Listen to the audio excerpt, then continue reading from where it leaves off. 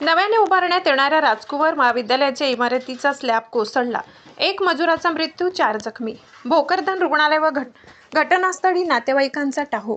जालना जिल्ह्यातील भोकरदन तालुक्यातील अनवा रोडवरील राजकुंवर महाविद्यालयाच्या नवीन इमारतीच्या बांधकामादरम्यान शुक्रवारी सायंकाळी भीषण दुर्घटना घडली.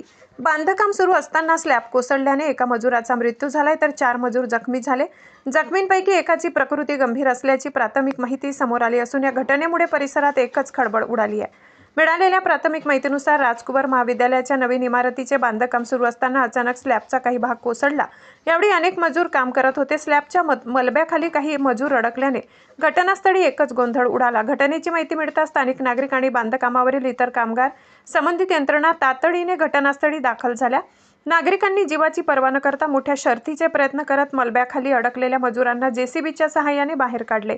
या दुर्घटनेत मोतीलाल रामजी मिरगे वय 50 राहणार मुठाड तालुका भोकरदन यांचा मृत्यू झालाय, तर कृष्णा नामदेव हिरे वय 30 राहणार दगडवाडी, कृष्णा विठ्ठल शिंदे वय 40 राहणार वाकडी, फारुख खा शाहरुख खा वय 38 राहणार दानापूर आणि लक्ष्मण गणेश ठोंबरे वय 30 राहणार सुरंगडी हे जखमी झाले. सर्व जखमींना तातडीने भोकरदन येथील रुग्णालयात दाखल करण्यात आले. दुर्घटनेनंतर काही काळ परिसरात भीतीचे वातावरण निर्माण झाले. स्लॅब कोसळण्यामागील नेमके कारण अद्याप स्पष्ट झाले नसून बांधकामाच्या गुणवत्तेसह सुरक्षिततेच्या उपाययोजनाबाबत प्रश्न उपस्थित होत आहे. संबंधित यंत्रणांकडून घटनास्थळी पंचनामा करण्यात येत असून दुर्घटनेच्या कारणाचा सखोल तपास सुरू करण्यात आलाय. या घटनेमुळे बांधकाम क्षेत्रात सुरक्षा नियमांचे काटेकोर पालन करण्याची आवश्यकता पुन्हा एकदा अधोरेखित झाली. ब्युरो रिपोर्ट, अब तक न्यूज महाराष्ट्र.